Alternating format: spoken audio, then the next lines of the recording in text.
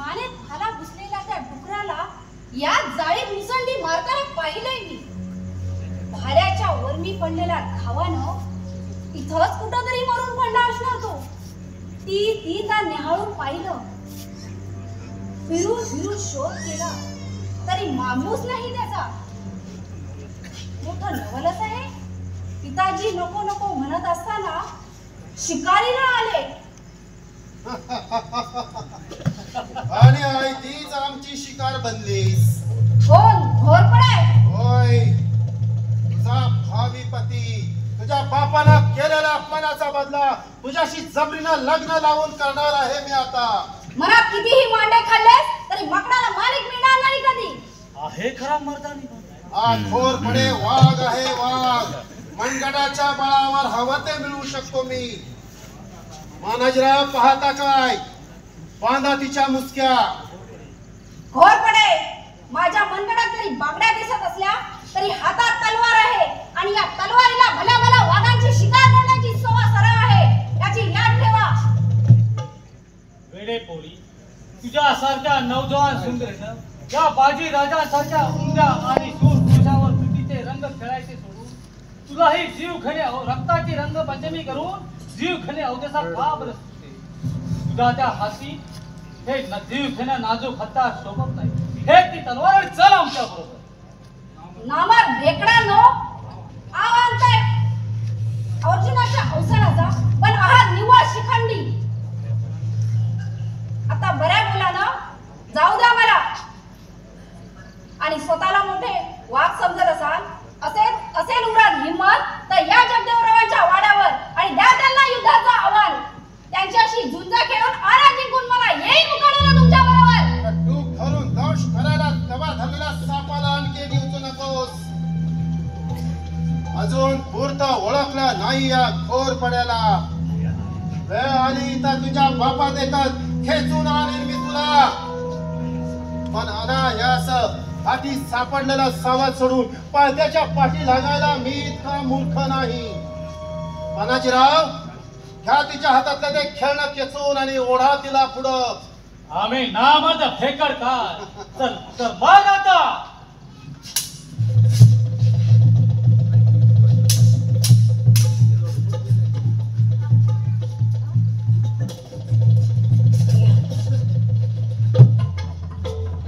महाराजीराव, समशेर सांभाळायची लायकी नाही तुमची. या बागड्या घाटात सोबून दिसतील तुमच्या.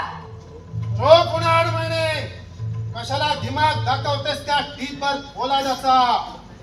मुकाट्यानं माझ्या स्वाधीन हो, नाही तर फुलासारखी चुडून टाकेन मी तुला. महाराज घोरपडे, जिभेचा पट्टा न चालवता समशेर चालवली असती तर निदान पराक्रम तरी दिसला असता तुमचा. ही जगदेवराव विचारांची मुलगी आहे, समजला? माझा मार्ग मोकळा करूनच जाईन मी. तर असे असेल तर मार आता.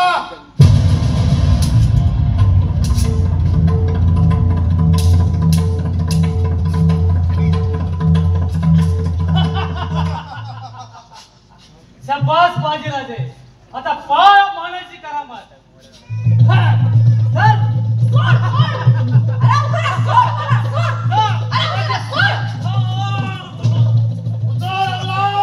खबरदार हरामखोर.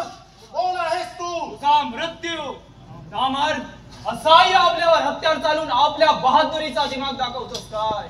अरे असेल हिम्मत तर ये पुढे आणि दाखव तुझी बहादुरी. बेअक्कल पोरा, त्या घोरपड्याच्या मार्गात अडवा येशील तर नाक मरशील. तुला जर जगावं असं वाटत असेल तर ताबडतोब इथून चालत हो. नादान, अरे मरणाचं भय तुझ्या सारख्या पाप्याच्या मित्राला. स्वतःचा शिर तळहातावर घेऊन महाराष्ट्राच्या स्वातंत्र्य संग्रामात उडी घेतलेल्या शिवरायांच्या या मर्द मराठ्याला नाही. धर्माच्या नावाखाली बंडाचं निशाण उभारणाऱ्या तुझ्या त्या लुटारू शिवाजीचा हस्तक्षेप. कोण लुटारू? यवनांच्या मिठाचा मिंद्या राहून त्यांच्याच दारी कुत्र्याप्रमाणे लाळ घोटणाऱ्या नादाना. हो ब्राह्मण, माय बहिणी आणि देश धर्माच्या रक्षणासाठी वैऱ्या पुढे दंड ठोकून उभ्या राहिलेल्या माझ्या पुण्य प्रतापी राजाला आपल्या पापी जीवेनं विटाळशील तर बेजबाब जाबसार करणारी तुझी ही जी बेटापासून उपटून टाकेन. मराठ्यांची जात कोणी सांगतोय म्हणून एक वेळ गाय करतो तुझी.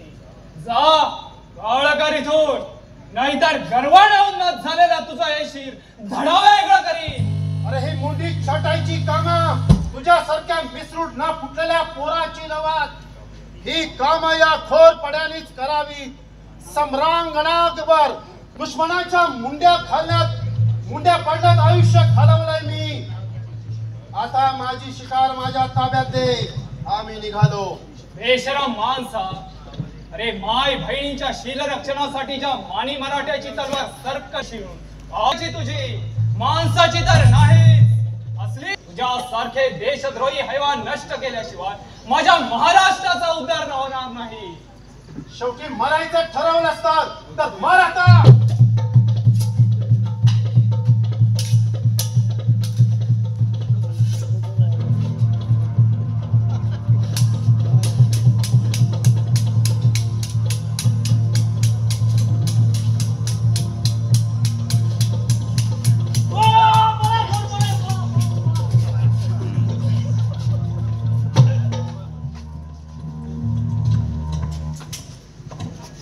शिवरायांच्या पदरी काळालाही धाक लावणारे समशेरीचे झिंजार मर्दगडी असल्यावर महाराष्ट्रात काय त्रिभुवनाचं राज्यही हिरावून घेतील.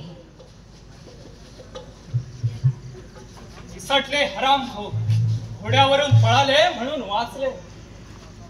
तुम्ही ऐनवेळी अगदी देवासारखे धावून आलात म्हणूनच आता विपरीत प्रसंग टळला. तुमचे आभार कसे मानावे हेच कळत नाही मला. ताई साहेब, आभार मानायचं काहीच कारण नाही. माझं कर्तव्य केलंय मी.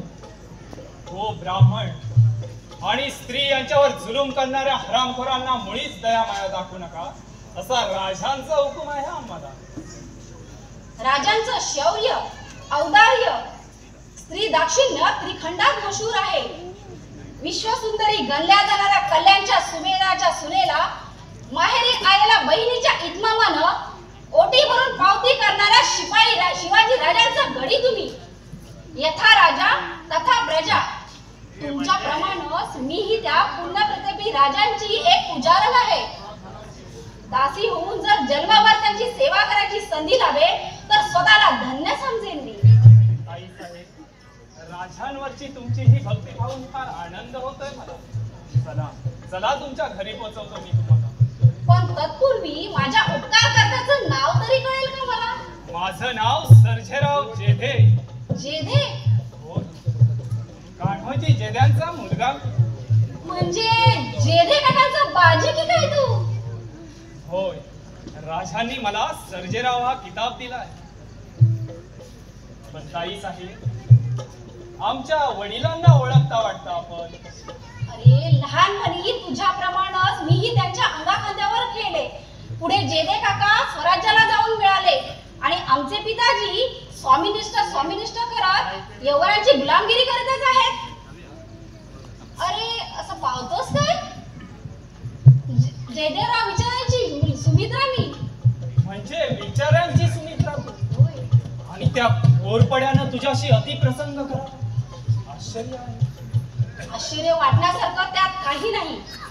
घोरपड्यांनी मला लग्नाची मागणी घातली होती, पण पिताजी समोर मीही निक्षून सांगितलं शिवाजी राजांशीच लग्न करणार म्हणून. पिताजी फार संतापले, पण त्यांनी घोरपड्यांना नकारही कळविला आणि त्याचाच बदला घेण्यासाठी या जंगलात मला एकटीला गाठून घोरपड्यांनी पळवून नेण्याचा घाट घातला होता. या भयंकर जंगलात शिकारीला बरोबरच्या माणसाला मागे टाकून मी त्या डुकराचा पाठलाग करत मी एकटीच जंगलात शिरले. आणि त्या मानवी डुकरानं तुला अडवलं असंच ना? आता आला सारा प्रकार माझ्या लक्षात. ही गोष्ट राजांच्या कानी घातलीच पाहिजे मला. तुम्हा ताई, एक आनंदाची खबर सांगू तुम्हाला. सांग ना. पण कुणाजवळ बोलणार तर नाही ना? नाही, तू म्हणत अशी तर पिताजींना सुद्धा नाही सांगत. पिताजींना बोलायला हरकत नाही. काही राजकीय कामासाठी शिवाजीराजे उदयिक जगदेवरावांच्या भेटीला येणार आहे. खरंच? हो.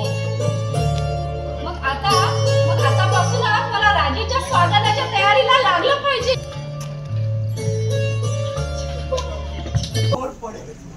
हरामखोर अवलाद मित्र म्हणून घरात घेतला तो साप म्हणून आमच्यावरच उलटला. प्रत्यक्ष आमच्या मुलीला पळविण्याचा घाट घातला. आमच्या अब्रूचे खेळ खेळला. खेळ मस्त कसं म्हणून या सिंहाच्या छाव्याची छेड काढण्याचं धाडस केलं. नरडीचा घोड घेतल्याशिवाय राहणार नाही हरामखोराच्या. पाळंमुळं फुडवून काढेल एकेकाने. त्या शिवाजीला आम्ही लुटारू आणि माल समजत होतो. पण त्याच्या शिलेदारानं आमच्या सुमित्रेचा शील आणि अब्रू वाचवलं. शिवाजी सारखा शूर आणि दिलदार शत्रू परवडला, पण या पाजी घोरपड्यासारखा मित्र नसावा कुणाचा.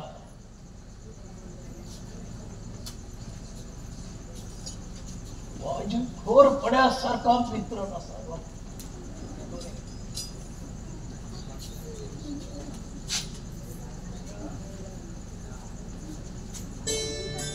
बेटा,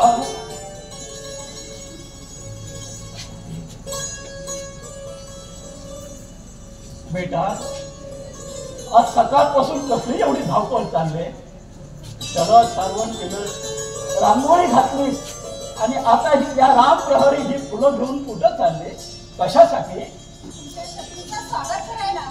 बेटा, आम्ही शिपाई गडे समशेरीला समशेर घेऊन किंवा तोफांचा अंगणी वर्षाव करणं शत्रूचं स्वागत करीत असतो.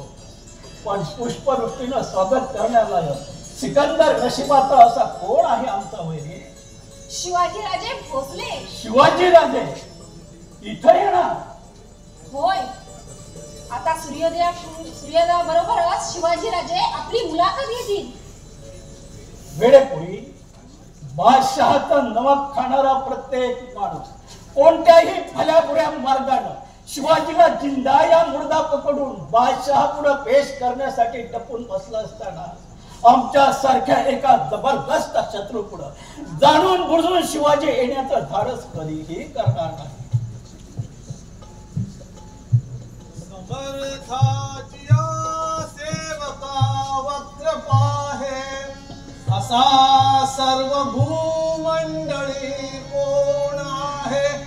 जयाची लीला वर्णिती लोकती नुपेक्षी कदा रामदासाभिमानी. जय जय रघुवीर समर्थ. जय जय नमस्कार साधू महाराज. कल्याण. साधू महाराज, आमच्या वाड्यात आपण पायधूल घातली, धन्य झालो. आज्ञा भावी, काय सेवा करू आपली?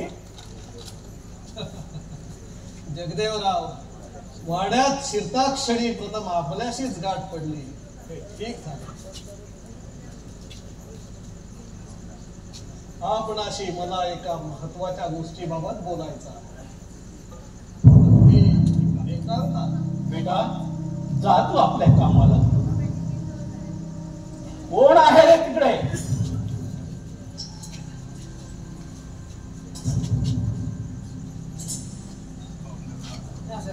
आमच्या हुकमाशिवाय कुणाला आत पाठवू नकोस.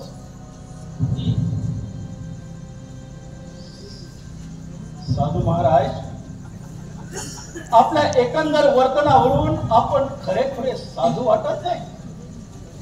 जगदेवराव, शंका रास्त आहे, पण समज चुकीचा होता आपला. मस्तके जटा वाढवून जनतेला आणि जनार्दनालाही फसवून स्वहित साधणारा मी स्वार्थ साधू नसून संकटाची तमा न बाळगता स्वदेशाचं हित साधणारा खरा साधू आहे. केवळ स्वदेश आणि स्वातंत्र्यासाठीच मी हा संन्यास घेतला आहे. अशा भगव्या वस्त्रांच्या पहेराव्याने आणि दंड कमंडलूच्या देखाव्याने देशाला स्वातंत्र्य मिळत नसतं कधी. त्यासाठी हाती समशेर धरावी लागते. वखत पडलीस तर या दंड कमंडलू ऐवजी माझ्या हाती ढाल तलवारही तळपताना दिसेल तुम्हाला. तरी सुद्धा ड्युटीनं सूर्य जाळता येणार नाही तुम्हाला. मूठभर मराठ्यांच्या तळपत्या तलवारी दर्यागत अफाट पसरलेल्या यावळी सत्तेपुढे निष्प्रभच ठरणार. जगदेवराव, गुलामगिरीचा अभिमान धरणारे तुमच्यासारखे हिंदू स्वतःला हीन लेखून मेल्या मनाची मडी बनले. म्हणूनच आज वर्षानुवर्षे हा पारतंत्र्याचा खवीस आम्हा हिंदूंच्या मानगुटीवर बसला आहे. या दख्खनी मातीत पैदा झालेली आपली वाघाची औलाद विसरून यवन दरबारी कुत्र्याची लाचारी पत्करली. हिमालयापासून कन्याकुमारी पर्यंत पसरलेल्या या यावनी साम्राज्याचा दिमाग विचारे, घोरपडे, घाटगे, माने, निंबाळकर यांच्यासारख्या प्रति अर्जुन भासणाऱ्या हिंदू पुरुषांच्याच बाळावर ना. त्या साऱ्या सरदारांना बघा आणि करा किंमत तुमच्या बादशाही दिमागाची. काय उरत? शून्यच ना. या दर्यागत गरजणाऱ्या शाही साम्राज्याचा दिमाग मराठ्यांना नाही. एकाच आचमनात समुद्र पिऊन टाकणाऱ्या अगस्तीचे वारसदार आहेत मराठे. मराठे मूढभर असतील पण वज्राच्या मुठीचे आहे. शहाजी राजांसारख्या एका मराठ्यानंच मुघलांची सारी सत्ता 6 संवत्सरे आपल्या वज्रमुठीतील तलवारीच्या धारेखाली दडपली आणि दाखवून दिली जगाला या मराठ्यांच्या मनगटाची ताकद. पण दुर्दैव या महाराष्ट्राचं की अशी कित्येक बलवान मनगट कुत्र्याची लाचारी पत्करण्यात धन्यता मानतायत. सबूर बेटा, ओळखला मी तुला. मी ओळखली म्हणूनच ना. तू साधू नाहीस. नाही. आमचा भेद काढायला आलेला कुणीतरी हेर आहेस तू. असे नाही कदाचित. कोण आहेस तू?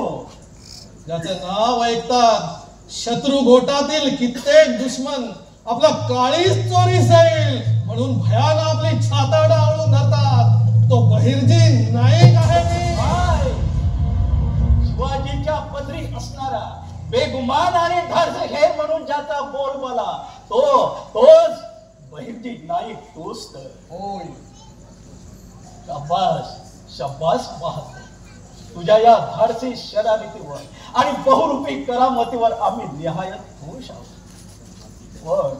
पण हाती गवसलेल्या शत्रूच्या हेऱ्याला जिवंत सोडता येत नाही याचा खेद होतोय. जगदेवराव, माझ्याबद्दल मुळीच खेद करू नका.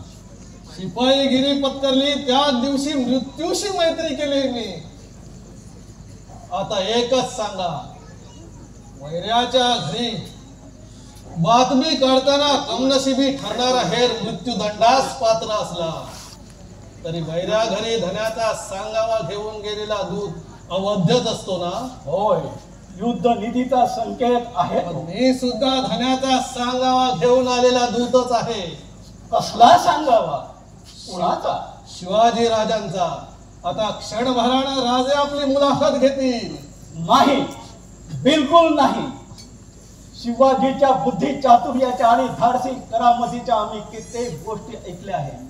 तरी सुद्धा शत्रू चारी बाजूने शत्रू पाठीवर पाय देऊन उभा असताना आमच्या सारख्या एका जबरदस्त शत्रूच्या भेटीला येण्याचं धाडस शिवाजीला कधीही होणार नाही.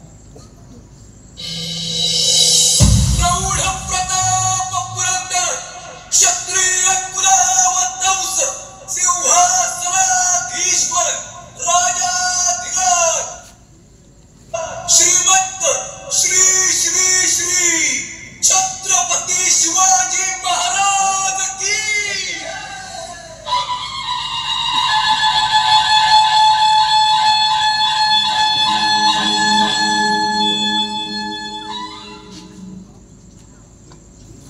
बहिर्जी, बोबा, जा तुम्ही आपापल्या कामगिरीवर. शिवाजी मूर्तिमंत पराक्रम, हिंदुत्वाचा खरा आदर्श, प्रज्ञावंताचं हे प्रतीकच आमच्या समोर उभा असल्याचा भास होतो. इतक्या प्रभावी व्यक्तिमत्वाचा तेजस्वी पुरुष आम्ही आजच प्रथम पाहतो. जगदेवराव, आमचं असं आकस्मित येणं आपल्या यावनी प्रतिष्ठेला मानवलेलं दिसत नाही. प्रतिष्ठा यावणी असली तरी कुळकुडी हिंदूंची शिडवले आम्ही. मित्र असो वा शत्रू असो, खरा वीर वीराच्या वीर वृत्तीला मानस देत असतो. आदरयुक्त हर्षानं त्याच्या विरोचित बाण्याची तारीफच करीत असतो. राजे भोसले आपणासारख्या तर शूर लढवयाचं आम्ही अंतःकरणपूर्वक स्वागतच करीत आहोत. पण अचंबा वाटतोय तो एकाच गोष्टीचा, या वाघाच्या गुहेत शिरण्याचं धाडस कसं काय झालं? जगदेवराव, सिंहाच्या छाव्याला वाघाच्या गुहेची कसली आले दिक्कत? स्वराज्याच्या हितासाठी प्रत्यक्ष काळाच्याही जबड्यात उडी घ्यायला कसणार नाही आम्ही. खऱ्या स्वारीनिशी निशस्त्र होऊन छातीत दिमागात पुढं काढून शत्रूच्या भेटीला येताना धाडसे आम्ही आज प्रथमच पाहतो. एका बेलगाम बंडखोराचं विजयी वीराप्रमाणे माथ्यावर सुमन उधळून स्वागत करणारा प्रतिस्पर्धी प्रथमच आम्हाला भेटला. म्हणूनच कमरेच्या हत्याराबरोबर दिनातील द्वैत सोडून अंतरी वडिलांचा भाव धरून आलो आहोत आपल्या भेटीला. वडिलांनाही दुरुस्त करणारे महाभाग आम्ही पुष्कळ पाहिले, पण वैरालाही वडिलकीचा मान देणारे राजे भोसले एकटेच टिपले. राजे, आपल्याला पाहिलं आणि आपल्याबद्दलचं आमचं पूर्वग्रह मत दूषित साफ झालं. नाही राजा, तू बंडखोर नाही. दुर्जनाने तुला बदनाम केलं, वैऱ्याने तुला बंडखोर ठरवलं आणि बादशहाची खुशामत करणारे त्याची रीव ओढली. जगदेवराव, सूर्यावर थुंकल्याने थोडाच तो मलिन होतो. कुणी वंदो कुणी निंदो, आम्हाला त्याची फिकीर नाही. आम्हाला द्यास लागले यौवनाच्या जुलूम जबरदस्तीने रसा तळाला जाणारा हिंदू धर्म रक्षणाचा. आस लागले माय बहिणीचे अब्रू अबादी ठेवण्याची. प्यास लागले गो ब्राह्मण सुखी करण्याची. हे आमचं स्वप्न साकार करण्यासाठी या सैतानी सुलतान शाहीचा जुगारून मराठा स्वतंत्र व्हायला पाहिजे. जगदेवराव, हे हिंदूंचं पारतंत्र नष्ट व्हावं असं वाटत नाही का आपल्याला? वाटतं, एकदा नाही लाखदा वाटतं. पण वाटणं आणि असणं या जमीन स्वर्ग धरेचं अंतर असतं. जगदेवराव, मराठ्यांच्या या स्वतंत्र संग्रामाला आपल्या सारख्या रणधुरंधरांच्या पराक्रमाची जोड लागली तर हे स्वर्ग धरेचं अंतर छिटा पडून हिंदू पतपातशाहीचा झेंडा दिगंतरी फडकवेल याची खात्री आहे आम्हाला. हीच मनीषा उरी बाळगून आपली मुलाखत घेण्याचं धाडस केलं आम्ही. भोसले, स्वराज्याच्या चाकरीत आम्हाला ओढण्याच्या हेतून जर आपण इथं आला असाल तर ती आपली इच्छा कधीही पूर्ण होणार. कारण धन्याची बेईमान होणं जगदेवाच्या बापदाद्याला ठाऊक नाही. म्हणूनच आपलं स्वराज्य आम्हाला परख आणि पारख आहे. मुघल बादशहाच्या आम्ही चाकर, धन्या इतकेच आम्ही वैरी आहोत आपल्या स्वराज्याचे. स्वातंत्र्य संग्रामात उडी घेऊ ते आपले वैरी म्हणूनच. अरे रे, सियाला आपल्या जात कुळीचा विसर पडावा ना. अस्सल मराठी रक्ताला अविद्याच्याच गुलामगिरीत भूषण वाटावं ना. कर्णासारखा उदार, भीष्म द्रोणासारखा पराक्रमी पुरुष कुऱ्हाडीचा दांडा गोतास काळ ठरावा ना. राजा, भीष्म द्रोणांचे दाखले देऊन आम्हाला असं हिडवू नकोस. अरे खाल्ल्या मिठाचा महिमा जितका अगाध आहे ती मिठाच्या मिंगेपणानं भीष्म द्रोणासारखे ज्ञानी आणि पराक्रमी पुरुषही मिठाच्या मिंगेपणानं दुर्जनांची काळ धरून प्रत्यक्ष भगवंताशी लढले. जगदेवराव, पूर्वजांच्या चुका गिरवायच्या नसतात, त्यांच्या पराक्रमापासून स्फूर्ती घ्यायची असते आणि चुकांपासून शहाणपण शिकायचं असतं. दुर्जनांची काळ सरली म्हणून कर्णाचा पराक्रम मातीमोल झाला. गुरु द्रोणांना शस्त्राबरोबर देहभूमीवर ठेवून निजधमाचा मार्ग पत्करावा लागला. इच्छा मरणी भीष्मांना शरीर शरपंजरी ठेवून उत्तरायणाची वाट पाहावी लागली. एवढंच नव्हे, या भारतीय महायुद्धात अधर्माच्या बाजूने लढलेले सारे प्राचीन अति महारथी मातीलाच मिळाले. तसेच आम्ही सुद्धा माती मोल असंच ना. 72 आहे शिवा. अरे इमान राखताना तुझ्यासारख्या अर्जुनाच्या हातून रणी मृत्यू आला तर दिमाखाला बाद नाही आमच्या. जगदेवराव, या आपणास पुत्रवत असणाऱ्या या शिवाजीला आपण शत्रूच समजणार तर? होय, लढाईच्या मैदानात लढवया नात्या गोत्याचा विचार करीत नसतो. मग शत्रू म्हणून आमच्या समोर येणाऱ्या या जगदेवरावांचे आशीर्वाद तर आमच्या पाठीशी असतील ना? बरोबर. मग सांगा, हिंदवी स्वराज्याचं हे स्वप्न साकार करण्यासाठी आम्ही काय करावं? स्वराज्याच्या मार्गात आडवे येणारे आमच्यासारखे दगडधोंडे उचलून दूर फेका. हे तरुण शहाजी राजांचा उपदेश, परमपूज्य समर्थांचा आशीर्वाद, दादोजी पंतांची शिकवण आज तुमच्या वाणीतून पुन्हा पाहायला मिळाली. जगदेवराव, आपल्या या सच्चेपणाला शतशः प्रणाम. राजे भोसले, आपल्या ऐक्यू धाडसाची आणि बुद्धी चातुर्याची खरी प्रचिती आज आली आम्हाला. म्हणूनच अंतःकरण आम्ही उघड केलं. आजच्या मुलाखतीचा इंगित आम्ही ओळखलं. आपल्या या मुत्सद्दीगिरीला जगाच्या इतिहासात तोड नाही. म्हणूनच शंभू महादेवाच्या साक्षीनं आपल्याला आशीर्वाद देतो. पराक्रमाने दुनिया दिपवाल, यशवंत व्हाल, यशवंत व्हाल, यशवंत व्हाल. सावध व्हा राजे, दगा है दगा, सावध व्हा राजे. आम्हाला कळवळ्या शब्दाने सावध करणारी कोण आहे ही दयाळू स्त्री? आपलं पुष्पवृत्तीनं स्वागत करणारी आणि आपल्याबद्दल नितांत आदर बाळगणारी आमची मुलगी सुमित्रा आहे ती. राजे, घात झाला. 400-500 पटारांचा रिसाला वाड्याच्या रोखाला दौडत येतोय. आघाडीला खान आणि आघाडीला घोरपडे आणि कुठेतरी खान दिसतोय. बरोबर मुली, म्हणे असा खेळ घालू नकोस. जगदंबा आमची पाठीराखी आहे.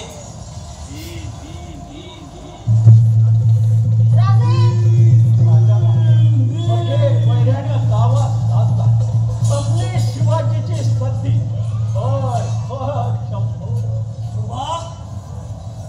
जी सरकार, काय खबर आहे? 500 अरब पटणांचा येडा पडलाय वाड्या होता. दगडाचा इशारा नायकांनी कवाज दिलाय. ठीक, तशी आम्ही निघाल्याचे इशारा द्यायला सांगा त्यांना. जी सरकार. भोसले, धन्य आहे तुमची. कृतांतासारखा दुश्मन नरड्याची भिला, जीवाशी मरणाचा झगडा सुरू झाला तरी सुद्धा तुमची ही धीर गंभीर वृत्ती पाहिली आणि मन कसं थक्क होऊन जातं. आमच्या भलेपणावर विश्वास ठेवू निशस्त्र होऊन तुम्ही आमच्या भेटीला आलात. पण आता वखतच असं बाका येऊन ठेपलाय की आम्ही आपलं रक्षणही करू शकत नाही. तुमचं पाऊल या वाड्या बाहेर पडतात तुम्हाला पकडण्याच्या कामी त्या खानाच्या मतीला आम्हाला जावंच लागलं. जगदेवराव, आमच्या मर्जी विरुद्ध काळही आम्हाला रोखू शकणार नाही. तुम्ही धन्याला पाठीशी घालून त्याच्याशी बेमान होऊ नका. शिवाजी स्वतःचं रक्षण करण्यास समर्थ आहे. दग्यानं डावा साधणाऱ्या मैलाच्या उरावर पाय देऊन कसे निसरतो तेच पहा. थांबा भोसले. पतिव्रतेला जसं कुंकवाचं लेणं तसंच शूराला शस्त्राचं लेणं नाक बोलाचं आहे. अशा जीवावरच्या प्रसंगी आपल्याला निशस्त्र पाठवणं हे कृतज्ञपणाचं ठरेल. म्हणूनच आपल्या शत्रूच्या भीतीचा या स्वीकार करावा.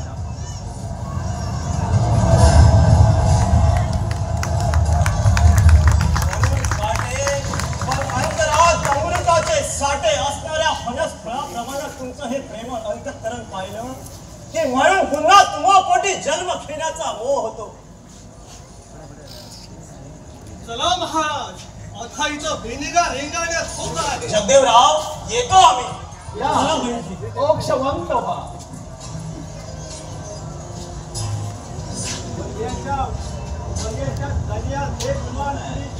साहसी गिरा. आता मात्र तू या खानाच्या मगर मिठीतून सुटत नाहीस.